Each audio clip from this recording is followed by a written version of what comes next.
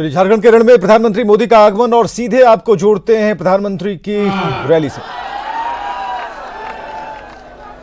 आपने केमन आছেন मां लिलोरी मां कल्याणेश्वरी को शत शत प्रणाम करता हूं।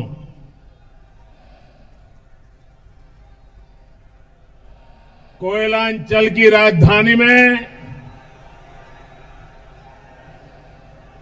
झारखंड के इस महत्वपूर्ण शहर में एक बार फिर आप सभी के बीच आना, आपके आशीर्वाद प्राप्त करना मेरे लिए सौभाग्य की बात है। इस बार और हर बार जब जब यहां आता हूं तो आपका यह अभूतपूर्व स्नेह और यह सत्कार मुझे हर बार मिलता रहा है। इतनी बड़ी तादाद में आप सबने आकर के हमारे सभी साथियों को आशीर्वाद दिया, मैं आपका बहुत बहुत आभारी हूं। भाइयों और बहनों, बीते कुछ हफ्तों से मैंने झारखंड के अलग अलग क्षेत्रों में दौरा किया है, वहां का माहौल जाना है, लोगों से बात की है और मैं राजनीति के अनुभव के आधार पर कहता हूं कि एक बात बिल्कुल स्पष्ट है, पूरे झारखंड में कमल के फूल को लेकर भाजपा की डबल इंजन सरकार को लेकर अभूतपूर्व उत्साह है, असीम उत्साह है। पहले 2 चरणों में जहां जहां मतदान हुआ है वहां भाजपा के पक्ष में अभूतपूर्व मतदान हुआ है। भाजपा के बूथ स्तर के कार्यकर्ताओं ने प्रशंसनीय काम किया है। नागरिकों ने भी बढ़ चढ़कर के मतदान किया है। प्रशासन ने भी शांतिपूर्ण मतदान को सफलतापूर्वक यहां पर करके दिखाया है। मुझे पूरा विश्वास है कि जहां अभी मतदान हो रहा है और जहां अगले चरणों में होगा वहां भी भारी मतदान होगा। स्थिर और मजबूत सरकार फिर से बनाने के लिए आपका प्रचंड समर्थन मिलेगा। साथियों, आखिर झारखंड सहित पूरे देश में भारतीय जनता पार्टी के प्रति इतना विश्वास क्यों है?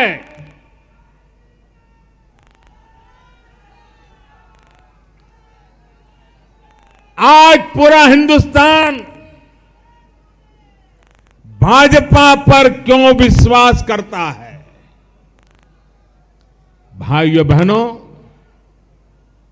ये भरोसा इसलिए है क्योंकि भाजपा ही है जो संकल्प लेने के बाद उसे सिद्ध भी करती है।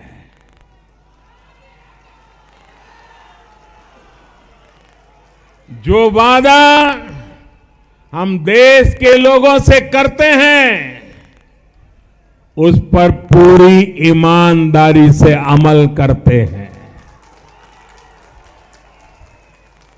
भाइयों और बहनों, कांग्रेस ने देश में एक विचित्र राजनीतिक माहौल बनाया था, जिसके कारण घोषणा पत्रों पर नेताओं के वादों पर देशवासियों का भरोसा करीब करीब उठ ही गया था, क्योंकि उन्होंने वही परंपरा पैदा की थी। लोगों को लगने लगा था कि नेता चुनाव के दौरान घोषणाएं करते हैं और फिर भूल जाते हैं।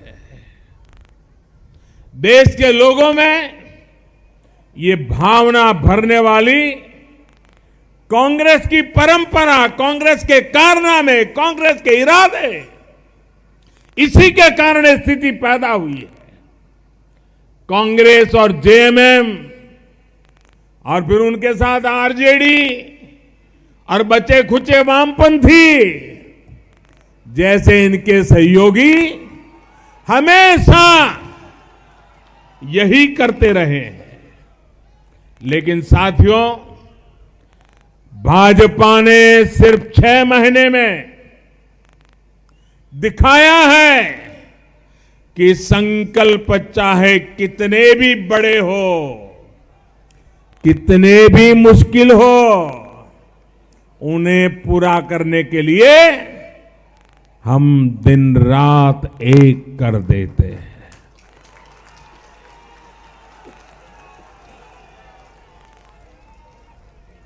हम सुख वैभव के पीछे नहीं दौड़ते हैं, नहीं हम चैन की नींद सोते हैं।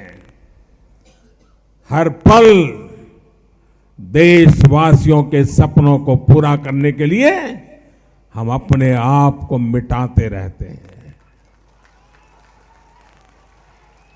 भाई और बहनों, 6 महीने पहले जब आपके बीच मैं और मेरे भाजपा के सभी साथी आए थे, तब हमने कहा था कि झारखंड सहित देश के हर किसान परिवार के बैंक खाते में सीधी मदद पहुंचाएंगे। भाइयों बहनों, आप मुझे बताइए, ये संकल्प पूरा हुआ कि नहीं हुआ? हमने वादा किया था, निभाया कि नहीं निभाया?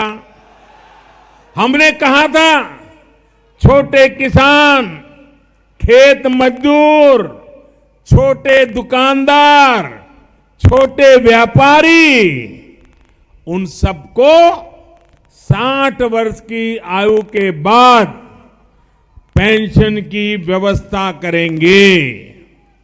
ये संकल्प भी हमने आते ही पूरा कर दिया। किया कि नहीं किया? किया कि नहीं किया? वादा निभाया कि नहीं निभाया? भाइयों बहनों, हमने कहा था कि 2024 तक ये चुनाव में जो मैंने कहा था, मैं याद करा रहा हूं, और पार्टियां तो भुलवा देती हैं। अब वो गरीबी हटाओ बोलना बंद कर दिया उन्होंने, क्योंकि 30-30 साल तक झूठ बोलते रहे। भाइयों बहनों, 2024 तक देश के हर घर को जल देने का काम करेंगे, ये मैंने आपसे कहा था। हमने सरकार बनते ही इस संकल्प को पूरा करने के लिए जल शक्ति का अलग मंत्रालय बनाया, जल शक्ति के लिए अलग बजट लगाया, और इतना ही नहीं, जल जीवन मिशन भी शुरू हो चुका है और इस सपने को 2024 तक पूरा करके रहेंगे। और इस काम को पूरा करने के लिए 3.5 लाख करोड़ रुपए खर्च किए जाएंगे, जिसके कारण मेरी माताओं बहनों को पानी के कारण जो मुसीबत होती है, माताओं बहनों को वो संकट से मुक्ति मिल जाएगी। और इस योजना का लाभ झारखंड को तो मिलेगा ही, लेकिन इस क्षेत्र के गरीबों को सविशेष ताकत देगा। और मैं भली भांति जानता हूं यहां की पानी की दिक्कतें देश के कई कोने में, लेकिन उसका स्थायी समाधान ढूंढने के लिए भारत सरकार ने इतना बड़ा बीड़ा उठाया है। आपकी वो तकलीफें भी जल जीवन मिशन से कम होगी। साथियों, भाजपा ने आपसे ये कहा था कि देश में एक ही संविधान लागू करेंगे। जम्मू कश्मीर में भी भारतीय कानून लागू करेंगे। आज जम्मू कश्मीर से आर्टिकल 370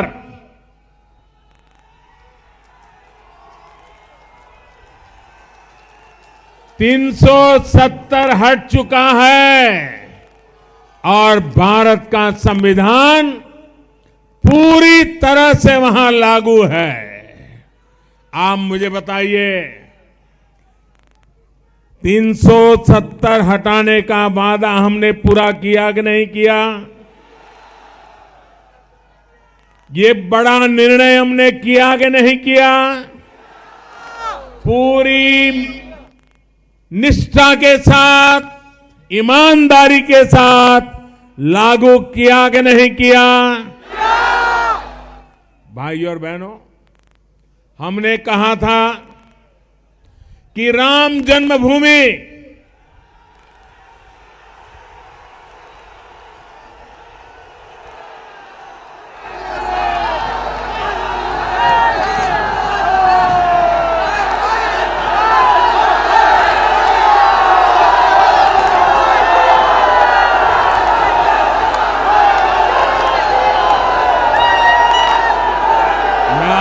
इस आशीर्वाद के लिए आपको सर झुका करके नमन करता हूं। यह आपके आशीर्वाद ही मेरी ताकत है। यह आशीर्वाद ही भाजपा की ताकत है। यह आशीर्वाद ही झारखंड का उज्जवल भविष्य बनाएंगे।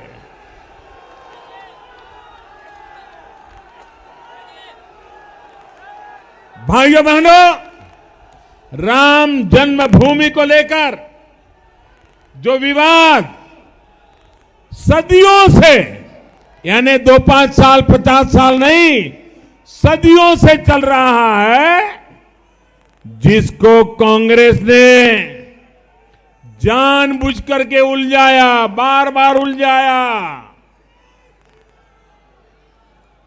हमने कहा था, याद करिए, हमने कहा था, हमारे संकल्प पत्र में लिखा था कि राम जन्मभूमि विवाद को शांतिपूर्ण तरीके से सुलझाएंगे।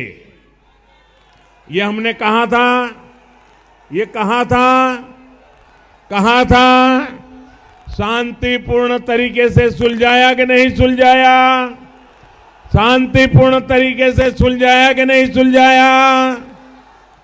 भाइयों बहनों, अब आप खुद देख रहे हैं कि कैसे अयोध्या में भव्य राम मंदिर के निर्माण के लिए सारे मार्ग खुल चुके हैं, सारी अड़चनें हट गई हैं और सब कुछ देश की एकता, देश के भाईचारा, देश का सद्भाव, इसको मजबूत बनाने के रास्ते पर किया गया और देश ने दिखा दिया देश की एकता क्या है, देश में भाईचारा क्या है, देश में सभी धर्म संप्रदाय के लोग कैसे मिलजुल करके रहते हैं, ये हिंदुस्तान ने दिखा दिया है। पूरी दुनिया को हिंदुस्तान ने एकता का संदेश दे दिया है। साथियों, हमने ये भी कहा था कि 3 तलाक, ये जो कुप्रथा इस देश में करोड़ों बहनों को नर्क का जीवन जीने के लिए मजबूर कर रही है। हम ऐसी हमारी माताओं बहनों को इस दुर्देव से, इस बुराई से हम मुक्ति दिला करके रहेंगे। आज 3 तलाक के विरुद्ध सख्त कानून बन चुका है। इस कानून ने लाखों करोड़ों मुस्लिम बहन बेटियों के जीवन सुरक्षित किया है, उन्हें जीवन की एक बड़ी चिंता से बाहर निकाला है। आप बताइए भाइयों बहनों, मैंने वादा पूरा किया कि नहीं किया? मैंने वोट बैंक की कभी चिंता नहीं की है, लोगों की भलाई के लिए काम करने का मेरा इरादा है। किया कि नहीं किया? और कुछ लोग भ्रम में रहते हैं कि 3 तलाक से ये जो मोदी ने कानून बनाया है वो सिर्फ मुस्लिम बहनों की मदद करता है। मुस्लिम बहनों की तो मदद करता ही है, लेकिन उससे ज्यादा ये मुस्लिम भाइयों की मदद करता है।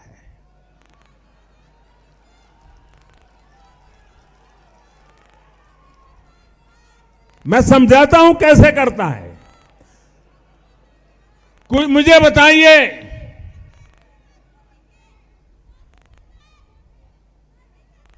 हर भाई उसकी बहन अगर उसको 3 तलाक के कारण घर आ जाए तो उस बहन को मुसीबत होगी कि नहीं, उस भाई को मुसीबत होगी कि नहीं होगी? होगी कि नहीं होगी? अगर मान लो कि कोई बेटी 3 तलाक के कारण घर लौट आए तो पिता को तकलीफ होगी कि नहीं होगी? तो 3 तलाक के कारण सिर्फ एक बेटी को अन्याय नहीं होता है, बेटी का भाई परेशान हो जाता है, बेटी के पिता परेशान हो जाते हैं, बेटी की माता परेशान हो जाती है, पूरा परिवार तबाह हो जाता है। और इसलिए 3 तलाक के खिलाफ कानून ला करके हमने मुस्लिम पुरुषों की भी मदद की है। भाई और बहनों, बीते 6 महीने में जितने भी काम हुए हैं, जितने भी फैसले लिए गए हैं, इनमें से अनेक ऐसे थे जो दशकों से लटके हुए थे। और ये कांग्रेस का चरित्र रहा है, इन सारों को लटकाने का श्रेय कांग्रेस और उसके सहयोगियों को जाता है, जिन्होंने सबसे ज्यादा समय देश पर शासन किया है, देश पर राज किया है। ये कांग्रेस की हमेशा से रणनीति रही है कि मुश्किल फैसलों को टालते रहो, उस पर राजनीति करते रहो। कांग्रेस ने हमेशा अपनी राजनीति के बारे में सोचा है, राष्ट्रहित और राष्ट्र नीति के बारे में सोचने में उनको बड़ी देर लग जाती है। कांग्रेस की यही राजनीति है जिसके कारण 7 दशक बाद भी भारत के समाज में अनेक नई मुश्किलें आती हैं, दरारें खड़ी हो जाती हैं, दरारें दिखने लगती है। साथियों, पिछड़ा वर्ग आयोग को संवैधानिक दर्जा देने की मांग कई वर्षों से चल रही थी। कांग्रेस की सरकारें आती थी, चुनाव के समय वादे करती थी, ओबीसी के नेताओं के साथ फोटो निकलवाती थी और चुनाव गया कि भूल जाती थी। लेकिन और कांग्रेस उसको लटकाए रखती थी कि हर चुनाव में भुनाया जा सके, यही इनकी स्वार्थ की नीति थी। लेकिन भाजपा ने पिछड़े वर्ग ओबीसी की समस्याओं को सुलझाने के लिए इस आयोग को संवैधानिक दर्जा दिया ताकि पिछड़ों को इंसाफ मिल सके। आपने देखा होगा लोग झूठ फैलाते रहते हैं, मोदी आएगा, भाजपा आएगी तो अनामत जाएगी, अनामत जाएगी, आरक्षण जाएगा, आरक्षण जाएगा। अभी पार्लियामेंट में हमने एससी एसटी के आरक्षण के 10 साल बढ़ाने का निर्णय हमारी सरकार ने कर दिया। यह हमारी राष्ट्रनीति का हिस्सा है। साथियों, सामान्य वर्ग के गरीब परिवारों को आरक्षण मिले, हर कोई परिवार से मांग उठती थी। सामान्य वर्ग का हर गरीब सालों से मांग कर रहा था, आंदोलन कर रहा था, लेकिन कांग्रेस जायज मांगों को भी टालती रही, दबाती रही, लटकाती रही। ये कांग्रेस और उसके सहयोगियों की स्वार्थ नीति का परिणाम था। भाजपा ने गरीब के हित में सामान्य वर्ग के गरीबों को भी 10% आरक्षण दे दिया। मिला कि नहीं मिला? निर्णय हुआ कि नहीं हुआ? सामान्य वर्ग को भी न्याय मिला कि नहीं मिला? यही हमारी राष्ट्र नीति है। साथियों, आदिवासियों के लिए अलग मंत्रालय बनाने की मांग भी दशकों से चल रही थी, लेकिन इसको पूरा करने का काम भी जब अटल बिहारी वाजपेयी देश के प्रधानमंत्री बने, भाजपा की सरकार बनी, तब कर पाए। उसके पहले कांग्रेस को आदिजाति समाज की परवाह नहीं थी। भाइयों और बहनों, इसी तरह अलग झारखंड के निर्माण के लिए भी अगर वर्षों तक यातनाएं झेलनी पड़ी, गोलियां बरसाई गई, जुल्म किए गए, खून खराबा हुआ, लोगों को जेलों में डाला गया, लोगों को अपनों को खोना पड़ा, तो ये मुसीबत का कारण भी कांग्रेस पार्टी रही है। भाइयों, कांग्रेस पार्टी रही है। उनके साथी रहे हैं जो स्वार्थ के लिए राजनीतिक आंदोलनों की बातें करते रहे।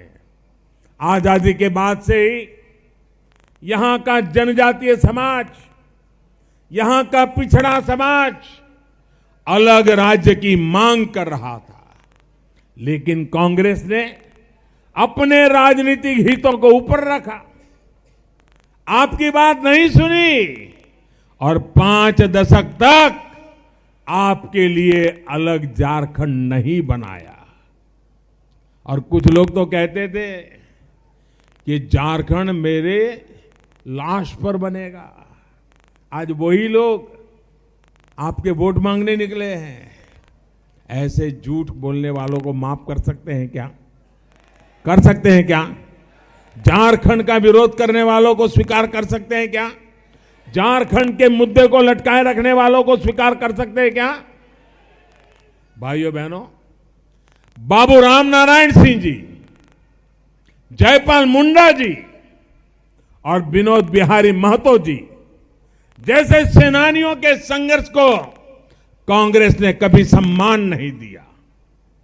उनकी आवाज को दबाने के लिए छल कपट का सहारा लिया गया, लेकिन भाजपा ने इस संघर्ष का भी सम्मान किया और इससे जुड़े सेनानियों का भी सम्मान किया। और जब भाजपा को पहली बार दिल्ली में आपने अवसर दिया, तो आपसे किया गया अलग झारखंड का वादा भी अटल बिहारी वाजपेयी की सरकार ने पूरा कर दिया। इतना ही नहीं, झारखंड आंदोलन के प्रणेता रहे विनोद बिहारी महतो जी के नाम पर विश्वविद्यालय का नामकरण करने का काम भी भाजपा की सरकार ने किया, ताकि झारखंड की युवा पीढ़ी को आने वाली सदियों तक प्रेरणा मिलती रहे। साथियों, आपने राजनीतिक स्वार्थ के लिए राष्ट्र का हित करने वाली कांग्रेस की सोच का आज मैं एक और उदाहरण आपको देना चाहता हूं। 1947 में जब देश आजाद हुआ, 1947 में भारत के टुकड़े हो गए। माता को आजाद कराने के लिए ये भारत मां की भुजाएं काट दी गई। और 1971 में बांग्लादेश का निर्माण हुआ। दोनों बार सबसे अधिक प्रभावित कौन हुए? दोनों बार सबसे अधिक प्रभावित वो लोग हुए जो पाकिस्तान में, बांग्लादेश में, अफगानिस्तान में अल्पसंख्यक थे, जिनका ध्यान रखने का समझौता हुआ था। ये अल्पसंख्यक, पाकिस्तान में अल्पसंख्यक कौन है, बांग्लादेश में अल्पसंख्यक कौन है, अफगानिस्तान में अल्पसंख्यक कौन है? इन अल्पसंख्यकों को, और उनमें अधिकतर हिंदू थे, सिख थे, बौद्ध थे, जैन थे, ईसाई संप्रदाय के लोग थे, पारसी लोग थे। ये लोग अनेकों पीढ़ियों से वहां रह रहे थे। वो कहीं और से वहां जाकर नहीं बसे थे। इन लोगों ने अलग देश की मांग भी नहीं की थी। उन पर तो ये फैसला 47 में थोपा गया था। हिंदुओं में भी अधिकतर दलित परिवारों के लोग थे जो विभाजन के बाद पाकिस्तान में रह गए थे। और ये वो लोग थे जो वहां साफ सफाई का काम करते थे, जिनको पाकिस्तान के जमींदारों ने वहां सेवा के लिए, कामकाज के लिए रखा था। वहां जो दलित, वंचित, शोषित रह गए थे, उनके साथ अमानवीय बर्ताव हुआ। उनके मंदिरों पर कब्जा किए गए। गुरुद्वारा हो, चर्च हो, हर तीर्थ क्षेत्र, हर श्रद्धा केंद्र संकट में आ गया। घर तो उनके पास क्या थे? झोपड़ियों में जिंदगी गुजारे थे, उन पर भी कब्जा कर लिया। बहु बेटियों के साथ दिन दहाड़े अत्याचार हुए। यही स्थिति वहां रहने वाले सिख परिवारों की हुई। ऐसे लाखों साथी पाकिस्तान, बांग्लादेश और अफगानिस्तान से भारत आए। दशकों से वो भारत के अलग अलग स्थानों पर रह रहे हैं। अनधिकृत रूप से रहे जाते हैं। उनको राजनीति के लिए उपयोग तो किया गया, लेकिन उनको नागरिकता को लेकर सिर्फ वादे मिले। और आप अखबार निकाल दीजिए, हर चुनाव के पहले कांग्रेस के किसी न किसी नेता ने, कांग्रेस की किसी न किसी इकाई ने ये बयान दिया है। पुराने अखबार निकाल देना, उन्होंने वादे किए हैं कि हमारी सरकार बनेगी तो बांग्लादेश, पाकिस्तान से आए हुए जो विस्थापित हैं उनको हम नागरिक अधिकार देंगे, हिंदू को देंगे, सिख को देंगे, ऐसा भी कहा है।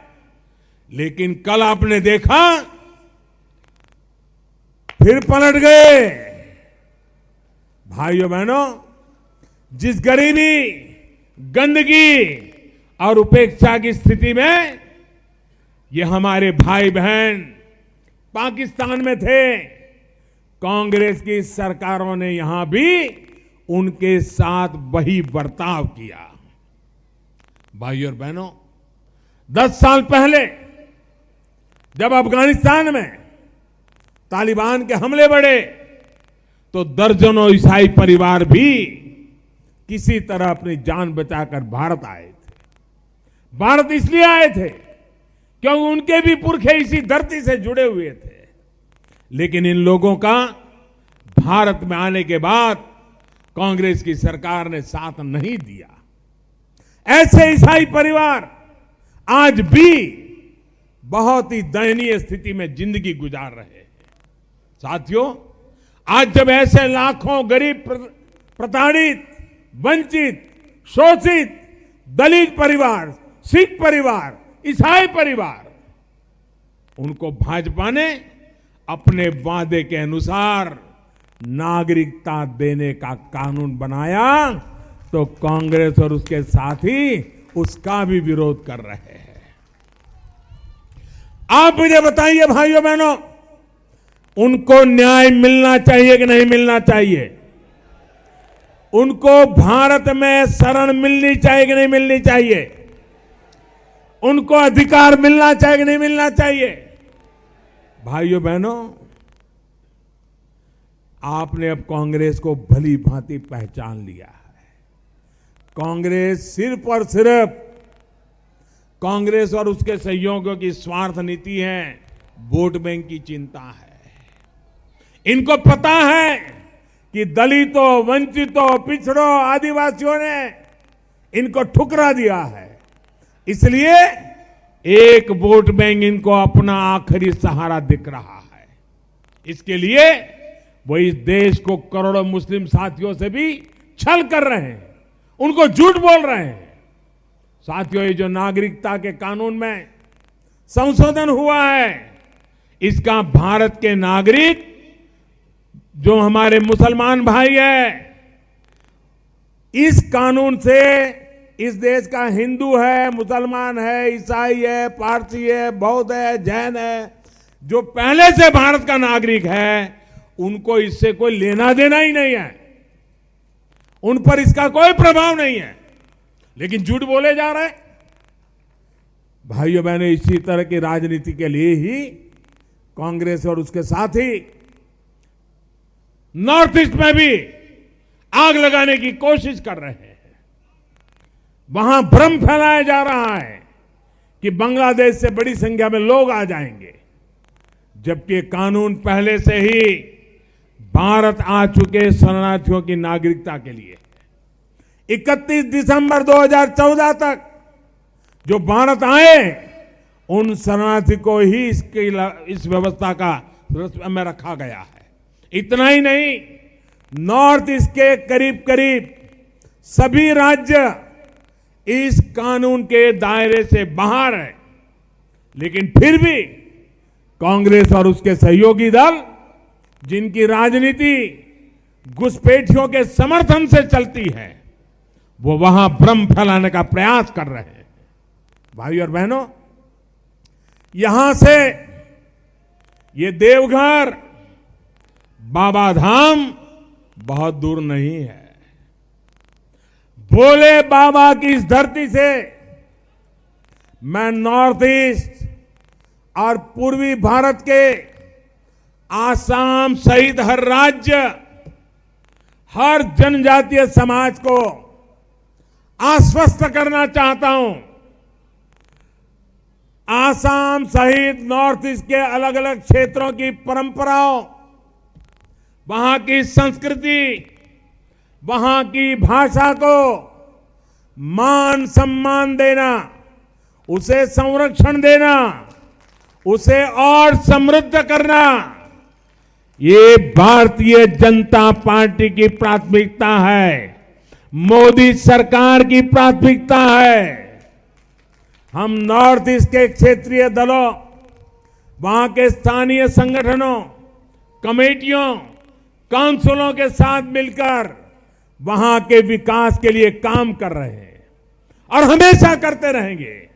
नॉर्थ ईस्ट में कनेक्टिविटी के काम हो, हाईवे हो, रेलवे हो, एयरपोर्ट हो, हेलीपैड हो, अस्पतालों का निर्माण हो, आधुनिकीकरण हो, शिक्षा से जुड़े अच्छे संस्थान हो, मोबाइल टावर लगाने का काम हो, यानी हर वो काम जो नॉर्थ ईस्ट के लोगों की जिंदगी आसान बनाए, उसे हम अपना दायित्व समझकर, अपनी बड़ी जिम्मेदारी समझकर पूरी निष्ठा के साथ निभा रहे हैं। देश के जितने प्रधानमंत्री सबके सब मिलकर के जितनी बार आसाम या नॉर्थ ईस्ट गए होंगे, उससे ज्यादा बार मैं अकेला गया हूं। भारत सरकार का हर मंत्री महीने में 2 बार कोई न कोई मंत्री नॉर्थ ईस्ट में जाकर के रात्रि रुक मुकाम करके वहां की समस्याएं समझने की कोशिश लगातार 5 वर्ष करते रहे हैं। हम तो एक्ट ईस्ट पॉलिसी पर काम कर रहे हैं।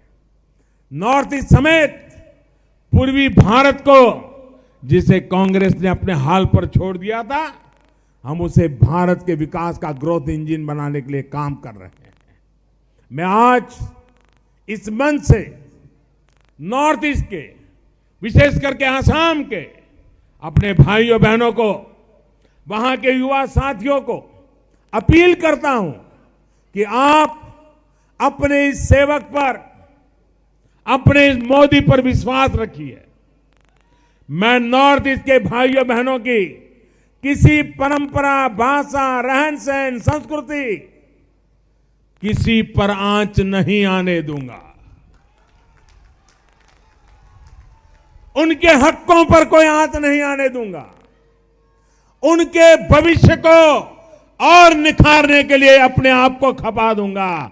उनके भविष्य के सामने कभी सवाल या निशान पैदा नहीं होने दूंगा। वहां के नौजवानों के उज्जवल भविष्य के लिए भारत सरकार पूरी ताकत से कंधे से कंधा मिलाकर आपके साथ काम करेंगी। मैं आग्रह करूंगा कि उनसे कि कांग्रेस और उनके साथियों के बहकावे में ना आए, किसी तरह के झूठ के जाल में न फंसे। खास करके मैं असम के मेरे नौजवान साथियों को, वहां के भाइयों को, बहनों को भरोसा दिलाना चाहता हूं, उनको किसी प्रकार की चिंता करने की जरूरत नहीं है। कोई भी उनके अधिकारों को नहीं छीन सकता है। उनके राजनीतिक हक, उनकी सांस्कृतिक विरासत, उनकी भाषा, इन सबको क्लॉज 6 के स्पिरिट के अनुसार पूरी तरह से सेफगार्ड किया जाएगा। हम सबको असम की संस्कृति पर बहुत गर्व है। भाइयों और बहनों, कांग्रेस और उसके साथियों को उनकी डिक्शनरी में कभी भी जनहित शब्द ही नहीं है। उन्होंने हमेशा स्वहित के लिए, परिवार हित के लिए काम किया। इनकी राजनीति रही है लूटो और लटकाओ। यही कारण है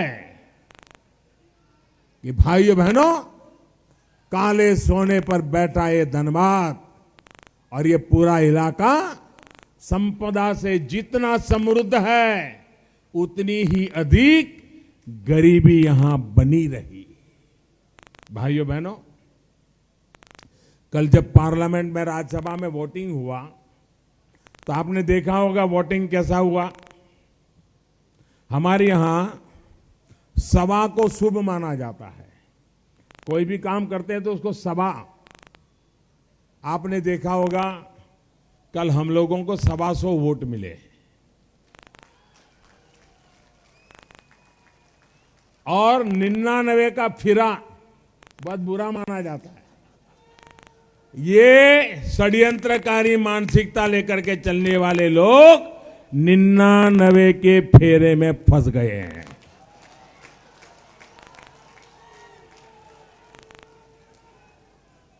भाइयों बहनों, यहां से निकले कोयले पर कांग्रेस जेएमएम के नेताओं ने, इनके रिश्तेदारों ने, दोस्तों ने अपने लिए महल खड़े कर दिए, लेकिन यहां की जनता को झोंपड़ियों में रहने के लिए मजबूर कर दिया। अब भाजपा सरकार ने हर गरीब बेघर परिवार को अपना पक्का उस बहन जी को यहां ला करके बिठाइए, मैं मिलूंगा जाते समय। बहन जी आप बैठिए, मैं मिलूंगा आपको मैं मिल करके जाऊंगा। आप बैठिए, आपको मैं मिल करके जाऊंगा। इनको बिठाइए, हाँ यहां कमरे में, यहां नीचे बिठाइए बाहर। बड़ा उत्साह है उनका, मैं जरूर मिल के जाऊंगा। आप बहन जी आप यहां रुके, मैं मिलूंगा आपको। नहीं वहां मिलूंगा मैं आपको। अब भाजपा सरकार ने हर गरीब बेघर परिवार को अपना पक्का घर दिलाने का बीड़ा उठाया है। झारखंड में 10 लाख ऐसे घर बन चुके हैं जिनको अभी घर नहीं मिले हैं। उनको भी 2022 तक अपना घर मिल जाएगा, ये आश्वासन मैं आपको दे रहा हूं। 2022 के बाद किसी को भी झुग्गी झोपड़ी में नहीं रहना पड़ेगा। पक्का घर हर परिवार को, ये मेरा आपको वादा है। साथियों, कांग्रेस और उसके सहयोगियों ने अगर धनबाद को, देवघर को, झारखंड को कुछ दिया है तो क्या दिया है? धूल, धुआं और धोखा। धूल, धुआं और धोखा, यही कांग्रेस और उसके जेएमएम जैसे साथियों ने आपको दिया है। यहां से कोयला निकलता रहा, लेकिन यहां की जनता को प्रदूषण में छोड़ दिया गया, सुविधाओं का अभाव में छोड़ दिया गया। जब आपने दिल्ली और में तब डिस्ट्रिक्ट मिनरल फंड बना। इसका फायदा क्या हुआ? साथियों, अब यहां से निकलने वाले कोयले से होने वाली आय का एक हिस्सा यहीं पर खर्च होने लगा है। बहुत कम समय में ही 5,000 करोड़ रुपए इसके तहत झारखंड को मिले हैं। आज जो यहां पानी की पाइपलाइन बिछ रही है, बीते 5 वर्षों में अगर पाइपलाइन से कनेक्टिविटी झारखंड में दोगुनी हुई है तो इसमें इस फंड का बहुत बड़ा योगदान है। भाई और बहनों, कांग्रेस और उसके साथियों ने आपको विकास के लिए गिड़गिड़ाने और तरसाने के लिए छोड़ दिया था। इन दलों ने इस क्षेत्र को सिर्फ विस्थापन का दर्द दिया, लेकिन भाजपा सरकार ने विस्थापितों के रोजगार के लिए, इनके जीवन को गरिमापूर्ण बनाने के लिए लगातार कोशिश की है। यहां आईआईटी की मांग आप करते रहे, लेकिन पूरा किया भाजपा सरकार ने। यहां पासपोर्ट केंद्र की मांग की थी, यह मांग पूरी की भाजपा सरकार ने। देवघर में एम्स की मांग कब से हो रही थी, इस मांग को भी पूरा किया भाजपा सरकार ने। झारखंड में मेडिकल इंफ्रास्ट्रक्चर को मजबूत करने की मांग कब से थी, लेकिन इस पर काम किया भाजपा सरकार ने। साथियों, 2014 से पहले जहां झारखंड में सिर्फ 3 मेडिकल कॉलेज थी, वही अब 7 मेडिकल कॉलेज का मार्ग बना है। इतना ही नहीं, गांवों में खुले अटल क्लिनिक यहां गरीब को सेवा दे रहे हैं।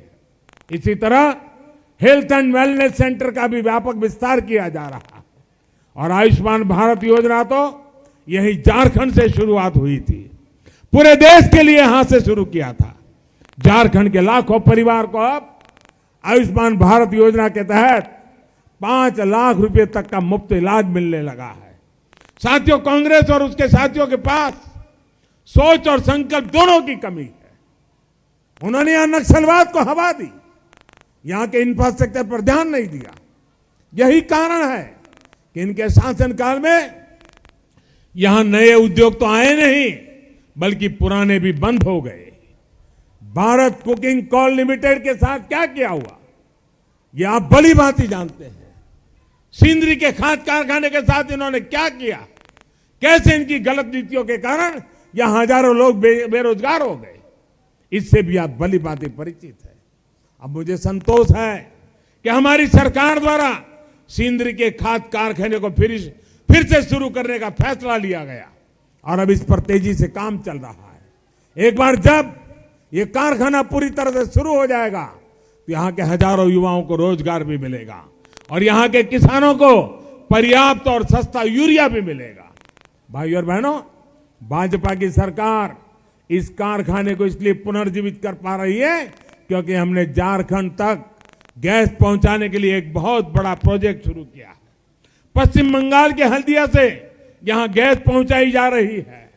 इस गैस पाइपलाइन से खाद कारखाने की जरूरत भी पूरी होगी, यहां की गाड़ियां धुआं रहित भी होगी और घरों में भी पाइप के रास्ते सस्ती गैस भी पहुंच पाएगी। साथियों, ऐसी संपूर्ण व्यवस्था और विकास का रास्ता तभी दिखता है जब आप राष्ट्रहित को, जनहित को सामने रखते हैं। इसी सोच के साथ ही भाजपा इस क्षेत्र की कनेक्टिविटी पर भी गंभीरता से काम कर रही है। आज इस क्षेत्र के गांव-गांव में सड़क और बिजली पहुंच रही है, शहरों में सड़कें चौड़ी हो रही है, गलियों में एलईडी आधारित स्ट्रीट लाइट लगाई जा रही है। रायपुर से धनबाद वाया गुमला रांची आर्थिक कॉरिडोर के तहत यहां सड़कें चौड़ी की गई है। रेलवे का अभूतपूर्व विस्तार इस क्षेत्र में किया जा रहा है। झारखंड में रेलवे के विस्तार पर बीते 5 वर्षों में करीब 40,000 करोड़ रुपए से काम हमने स्वीकृत किए हैं। हवाई कनेक्टिविटी के लिए भी बड़ी तेजी से काम किया जा रहा है। देवघर सहित झारखंड के पुराने एयरपोर्ट्स को आधुनिक बनाने और उनके विस्तारीकरण पर काम किया जा रहा है। सौभाग्य से ये सभी सभा भी एयरपोर्ट पर ही हो रही है। हमारा प्रयास है कि ऐसे अनेक एयरपोर्ट को भविष्य में उड़ान योजना के तहत लाया जाए ताकि सामान्य से सामान्य परिवार को भी हवाई यात्रा की सुविधा मिल सके। भाइयों और बहनों, आधुनिक इंफ्रास्ट्रक्चर के ये काम तभी तेजी से होंगे जब अगले 5 वर्ष भी यहां भाजपा की सरकार होगी। यहां के गरीब को, बेघर को अपना पक्का घर तेजी से तभी मिल सकेगा जब यहां भाजपा की मजबूत सरकार होगी। यहां के युवाओं को रोजगार के नए अवसर तभी मिल सकेंगे जब यहां कमल के निशान को ताकत मिलेगी। यहां सबका साथ, सबका विकास और सबका विश्वास से सरकार तभी चल पाएगी जब यहां सरकार भारतीय जनता पार्टी की होगी, क्योंकि भाजपा जो संकल्प लेती है उसे सिद्ध भी करती है। और इसलिए आज भी जो हम कह रहे हैं उसको हम करके रहेंगे। भाइयों बहनों, आप ध्यान रखिए, ये चुनाव सिर्फ विधायक बनाने के लिए नहीं है, ये आपके बच्चों के भविष्य को निर्धारित करने वाला चुनाव है। आज गलती से भी गलत जगह बटन दब गया तो अस्थिरता और लूट के वो पुराने दिन वापस आ जाएंगे। और इसलिए मैं आपसे आग्रह करता हूं, कमल के फूल वाला बटन ही दबाना है। ये बातें आने वाले दिनों में अपने हर रिश्तेदार, हर दोस्त, हर घर तक पहुंचानी है। याद रखिए, झारखंड, भाइयों बहनों, मैं बोलूंगा, आप मेरे साथ बोलेंगे, झारखंड पुकारा, भाजपा दोबारा। झारखंड पुकारा, झारखंड पुकारा, झारखंड पुकारा। भारत माता की, भारत माता की, भारत माता की। बहुत बहुत धन्यवाद। बहुत बहुत धन्यवाद माननीय